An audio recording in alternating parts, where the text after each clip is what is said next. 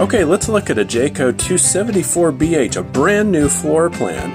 Just like its 264 cousin, it's got pass-through storage up front, goes all the way to the other side.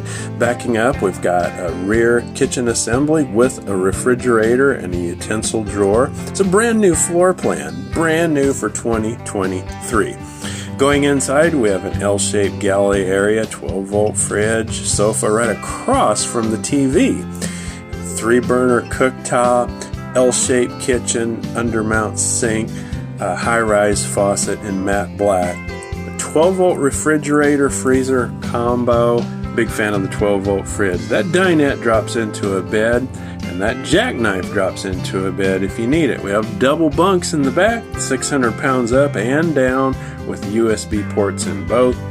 Nice bathroom with a step-in shower instead of a tub shower combo. It's the 274B.